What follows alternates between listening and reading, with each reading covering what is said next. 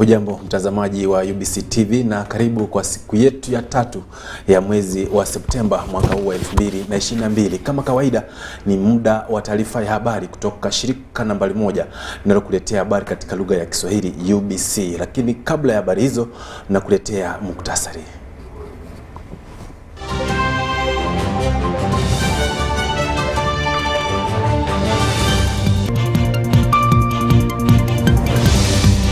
Rais Edwin Nyachwara asema jeshi la UBDF lina lengo la kulinda taifa. Sekta ya kilimo humu nchini yaendelea kupanda vidato haswa katika uzalishaji wa matunda na mboga. Na zaidi ya walimu 40 kutoka shule mbalimbali wapata mafunzo ya kuelekeza watoto walemavu.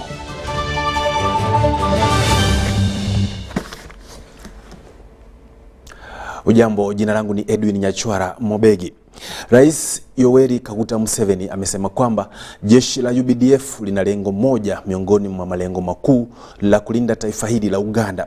Rais amesema haya huku akiwarai wananchi kuwaheshimu wanajeshi wa UBDF kwani wana jukumu kubwa la kuhakikisha kwamba usalama umekita katika mipaka ya taifa hili.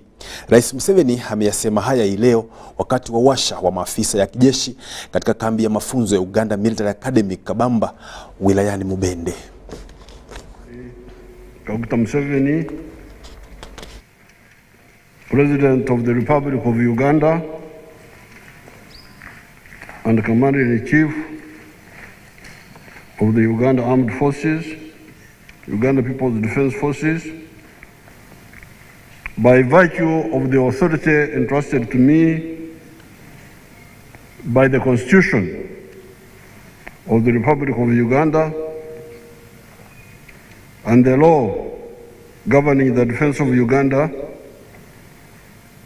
do hereby commission you to be officers of the Uganda People's Defense Forces at the ranks of captains, lieutenants, and second lieutenants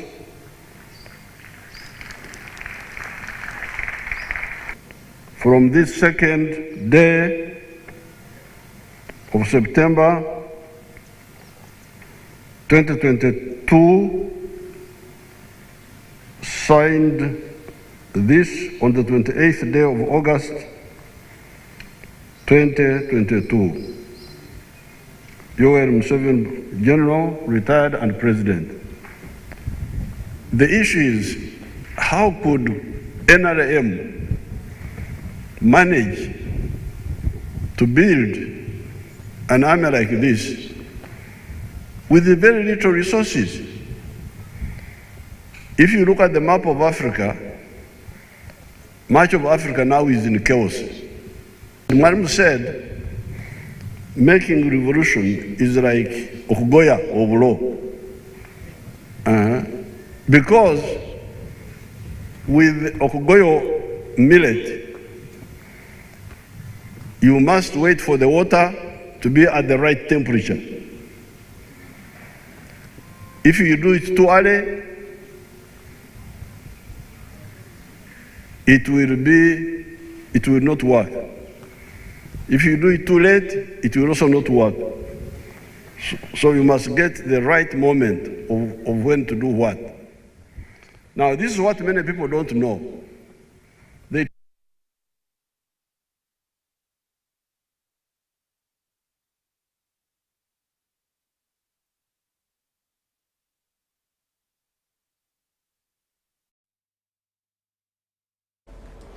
Habari zingine zinasema kwamba sekta ya kilimo humu nchini imepanda vidato haswa katika mapato kutokana na uzalishaji wa matunda na mboga. Haya yamefahamishwa hii leo kutokana na yale ambayo yanashuhudiwa katika sekta hiyo. Akiyasema haya hii leo, waziri wa sekta ya kilimo hapa nchini Chakuganda Bwino ameongeza kwamba wakulima wamefanya bidii zaidi na mapato yameinuka kiwango kikubwa. We have been able to reduce on interceptions, most especially in the European Union market. At the time in 2015 and onwards, the interceptions were very many all the time. authorities in the European Union would intercept our products that are contaminated either with the pests or with the chemicals that are dangerous to the human consumers, because the public are the farmers. If you are treating your animal with drugs because it is sick, during the period of treatment, don't milk it and consume the milk from that cow that you are injecting with drugs.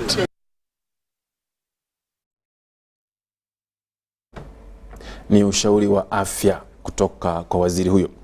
Mwenyekiti wa bodi ya umeme au shirika la umeme humu nchini ameelekeza umma kwamba wote wataendelea kushirikiana kama shirika kuhakikisha kwamba umeme umeelekezwa katika sehemu mbalimbali za taifa hili. Aliyasema haya wakati wa kupokeza nyumba mpya zilizojengewa wananchi katika eneo la West Nile waliotoa nafasi ya ardhi yao kupitisha nyaya za umeme. Hii hapa taarifa kwa undani na Dennis Goa. Angelina Nyaka, mmoja wa wakazi wa kijiji cha Ayira katika wilaya ya Madiokolo, eneo la West Nile, amekaa mbele ya nyumba yake mpya aliyojengewa. Ni mmoja wa wale ambao walitoa ardhi yao kwa shirika la umeme kupitishia nyaya zao. On the entire project, we have a total of 65 houses that spread from Kole up to Arua. The 11 houses are completed and they are the ones we are going to hand over today. We have the remaining houses under construction, and then there are also those where we've not started constructing. And I would like to assure the Honorable Member of Parliament that those houses under construction and those that we have not started, we are committed and we'll make sure those houses are completed and they will be handed over. Mbali na hasara aliyopata Angelina ya nyumba yake ya nyasi kuharibiwa, alipendelea kupata nyumba ya kisasa. Msaada kwa mradi huu ulipata upatu mkubwa kutoka kwa mwenyekiti wa bodi ya shirika la umeme Kwame Ejalu. I would like first of all to start by thanking the people of Ayira village and Olepi sub-county. You are an exemplary people to work with. You have made our work here very simple. If every sub-county and every village behaved like you did, power would have reached many places of Uganda much earlier. Miradi ya aina hiyo hukabiliwa na changamoto za upinzani kutoka kwa kazi ambao mara nyingi hutarajia mengi na wakati mwingine kupotoshwa na wanasiasa. Mradi huu wa nyumba ni mojawapo wa miradi kubwa ya serikali katika eneo la West Nile. The spirit that we've exhibited here in accepting the project and embracing it is the same spirit that we should always use in embracing other government programs whenever they come, because they are intended for the good. They are intended for the benefit of bettering our lives. This is a construction which really is for life, particularly for the project affected persons. So it's my prayers that they are going to do everything possible to maintain these houses. So that component of community development action program, indeed, you have exhibited what you have promised for the community. I believe most of those people who were on your list are today smiling because of your promise for them. Shirika la umeme la Uganda Electricity Transmission Company limejitolea kueneza mitandao ya nguvu za umeme kufikia mwaka wa 2023 hadi kule Arua. Maendeleo ya mradi huo kwa sasa yanakadiriwa kuwa katika 69%. Dennis Goa, UBC Habari. Habari za kujabisha ni kwamba Waswahili wanasema kwamba ukistaajabu ya Musa utaona ya Firauni. Yupo nabii mmoja ambaye anajiita nabii aliyewatandika waumini wake viboko. Sasa makanisa mbalimbali, viongozi na mashirika mbalimbali yakikemea vitendo hivyo. Hii leo ufalme wa Bunyoro Kitara umekemea vitendo hivyo na kusema kwamba sio tabia ya eneo hilo kuwatandika waumini kanisani. Hapa taarifa kwa undani na Rosemary Kigeni. Baada ya nabii huyo kuwatandika viboko waumini wake hadharani kanisani, video yenye nususi ya mambo ilienea pote katika mtandao ya kijamii, jambo ambalo limevutia ufalme wa Bunyoro Kitara. Ufalme huo umekashifu kitendo hicho na kusema kwamba ni ukosefu wa nidhamu na kuingilia haki za kibinadamu, jambo ambalo halitaruhusiwa Bunyoro Kitara. Kitara Kingdom and the Bunyoro welcome people of all sorts from all sorts of life who come to Bunyoro to support the Bunyoro in development. But when we get people of this caliber, we should really resist them all possible ways. Kulingana na waziri mkuu wa ufalme, baadhi ya maneno yaliyotumiwa na nabii Kintu yanadunisha. Vile vile ametoa wito kwa viongozi wengine wa kidini kukemea vitendo vya aina hiyo. They do for people, but we also call upon those good religious leaders to condemn this act, which we really think was very unfortunate. Wakati huo huo, mahakama ya Hoima imesukuma kwenye lumande na nabii huyo huku akisubiria hukumu.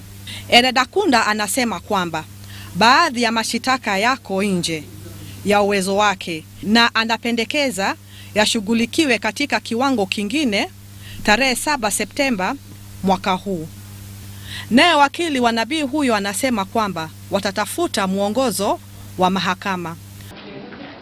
We couldn't do much because like the first count to the 8th count is only triable by the chief magistrate who is indisposed. That's why we applied that we hear this matter on Wednesday next week when the chief is present. So we believe we shall make our bail application on Wednesday when the chief is present. That's all we can say. Rosemary Kirenga, UBC Habari.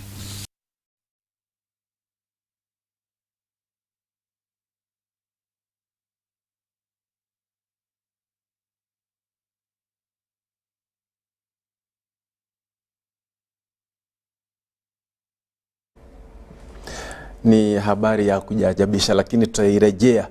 Mwenzangu Rosemary atajiunga nami tutakapokuletea mjadala wa moja kwa moja kuhusu nidhamu kanisani au katika maeneo ya kuabudia. Katika habari zingine, tunaambiwa kwamba zaidi ya walimu 40 wamepata mafunzo ya jinsi ya kuelekeza watoto walemavu katika shule. Mafunzo haya yanalenga kuwapa walimu hao uelekezi ambao unahitajika ili watoto hao wapate masomo na elimu wanaohitaji, haswa wale wanaotumia ishara kupata elimu ya kwanza na ya mapema. Hii hapa taarifa kwa undani.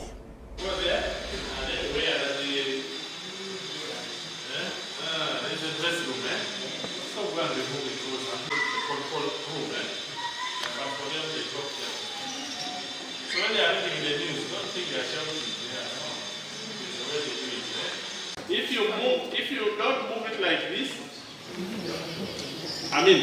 if you move it like that, interpreter. If you stay like that, no meaning for interpreter. If you move it like this, that is the sign for sentence. Sentence construction. But as we went on, we have so far conducted the training since April.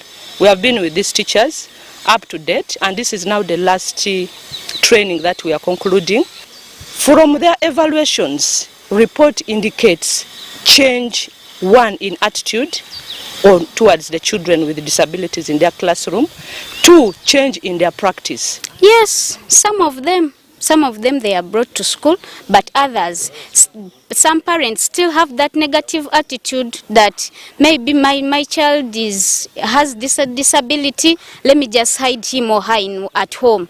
This one, I don't think that he will be someone in future. That one is a mulema, he will just be like that. Let me just hide her or him in the house. By then, when they didn't know such signs, even as we didn't know how to handle such children. But now, We have learned sign language. We have learned how to handle those children with visual impairment. Then we are ready to handle them. The parents are part of the community, and actually they make the greatest part of the community. We are going to make sure and support the head teachers and the teachers to always invite parents in the meetings like it has been usually done, so that sessions are shared with these parents, especially the parents of the children with the special needs. Habari hiyo inanikumbusha rafiki yangu Baraka Ivan na wenzake ambao wanafuatilia unyo kwa unyo taarifa zetu za leo. Basi ni wakati wa kumeza kopo la maziwa. Mimi na mwenzangu Rosemary Kirenga tunarudi tukuletea mjadala kuhusu nidhamu kanisani.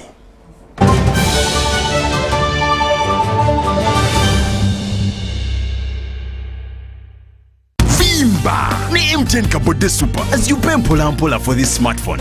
Make calls, update your WhatsApp status, watch YouTube, and Google anything under the sun with 2 GB worth of data every month for 7 months.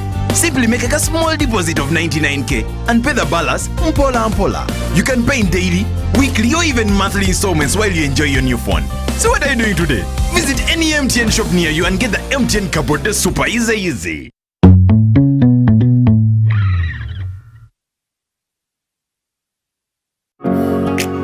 It's no secret that ICT makes learning easy.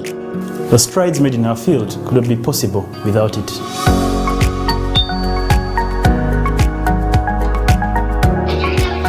And now we can watch our favorite shows.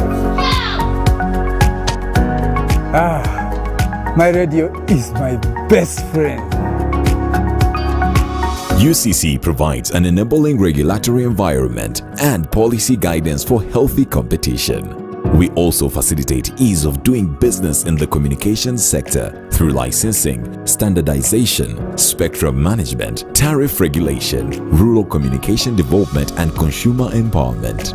An informed consumer is an empowered consumer. UCC supports local content and innovations. Driving the development of a robust communication sector in Uganda is Uganda Communications Commission.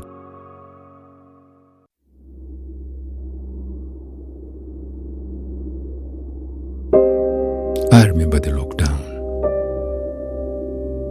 when the streets were empty and our lives disrupted, when businesses closed and our livelihoods hung in the balance.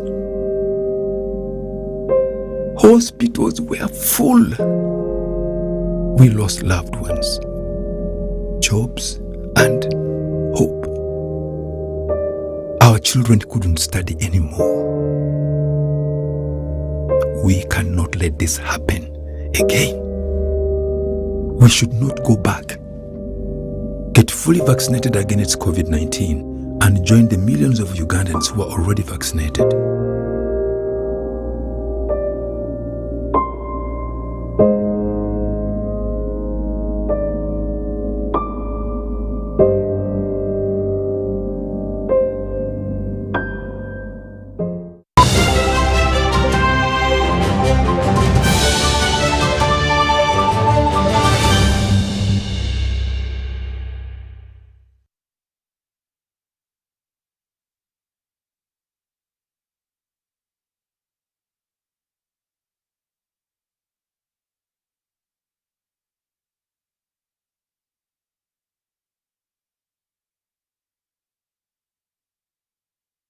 The Corporate Games Season 2022-2023 is here. Don't miss lots of fun and networking. 12 sports disciplines and over 2,000 participants with over 40 corporate companies in one place. This happens every first Sunday of every month. For more information, contact info@corporategamesug.com or visit our website www.corporategamesug.com, or you can call us on 0700 339 048 or 0785 642 953. Don't miss on Sunday, 11th of September 2022 at Chambogo University. The Corporate Games, inspiring corporates through sports.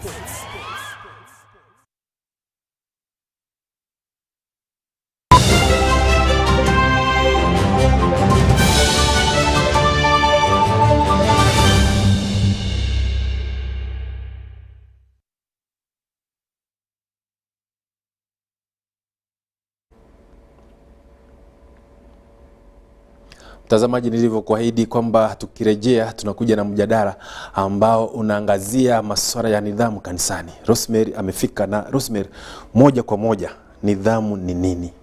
Nidhamu kanisani ni kuwa na tabia nzuri kanisani. Kwa sababu pale pia kuna wale ambao wanakuelekeza kwa hiyo tabia nzuri. Ufanye hiki na ufanye kile. Si ati unaingia tu pale unaanza kuhubiria watu au kuhutubia watu. Kuna mpangilio kanisani. Naam. Na tafadhali tuifuate.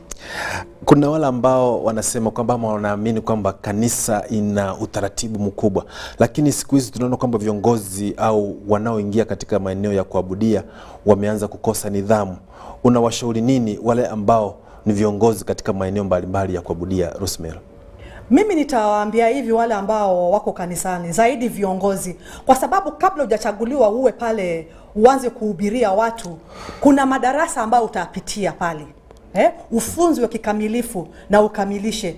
Si ati pale mtu ataenda aseme leo mimi ni mhubiri au mimi ni mchungaji na hujapitia hayo mafunzo. Ndio vile tuna shida kwa makanisa mengine yale ambayo yanaanza kuingia hivi kisasa. Lakini yale makanisa ya zamani, tuseme Waanglikana, Wakatoliki, wote wana mpangilio na wana nidhamu. Ndio vile wanafuatilia vizuri na watu wao kule kanisani wanakuzwa vizuri.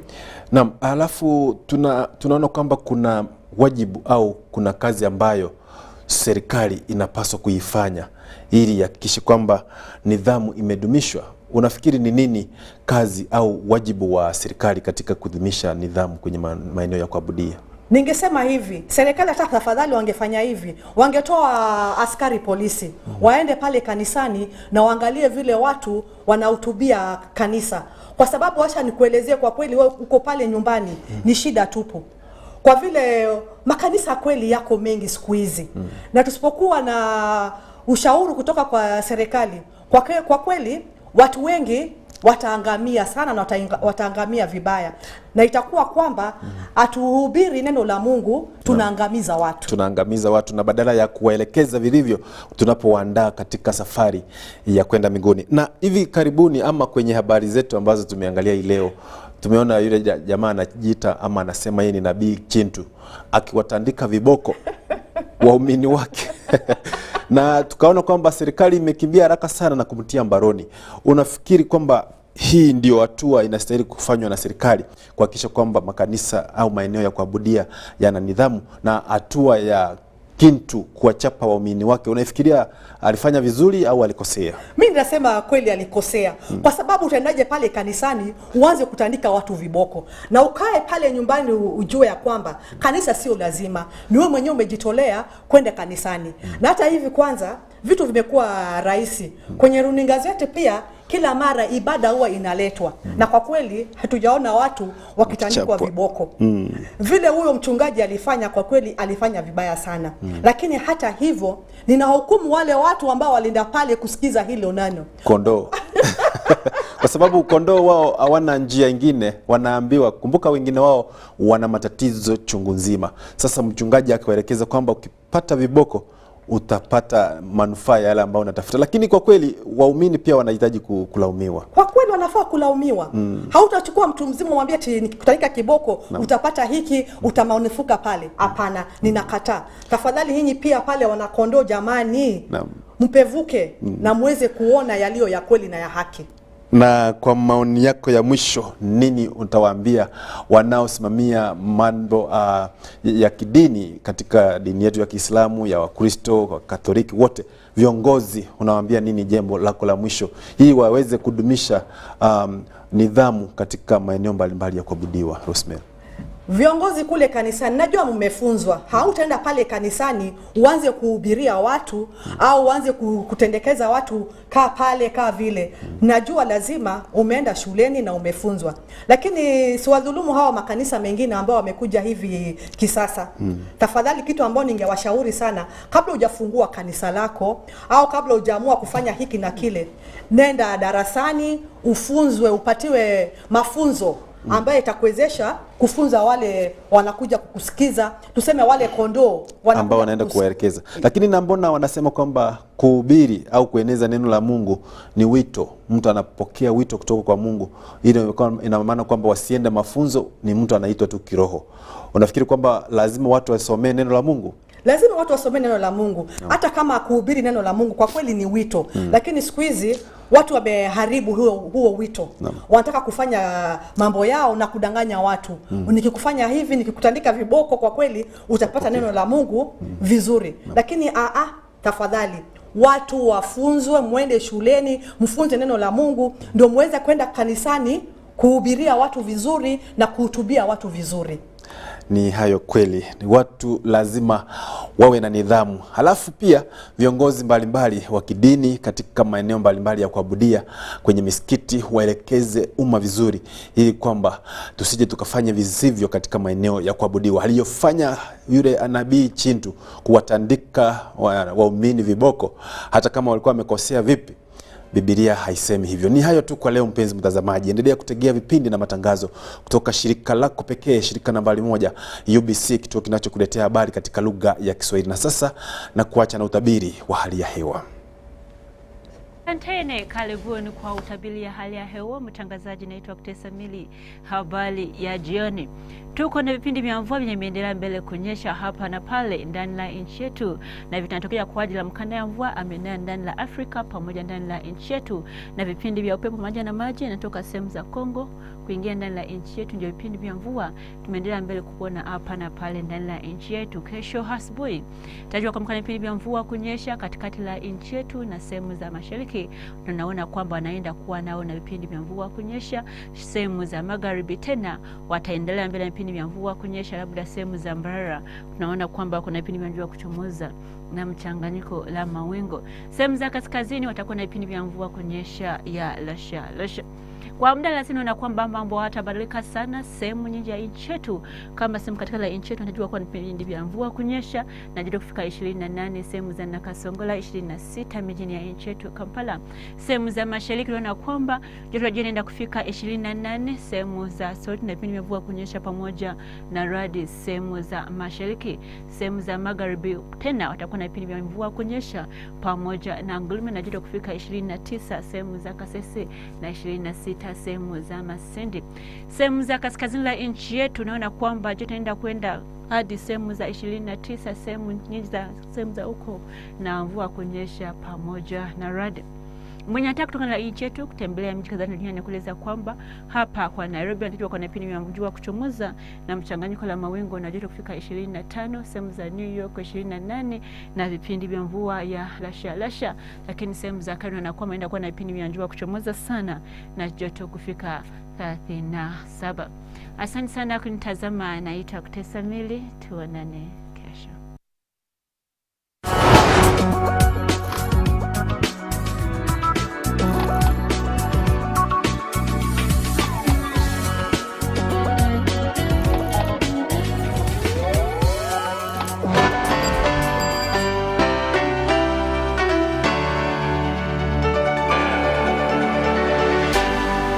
UBC, inspiring Uganda.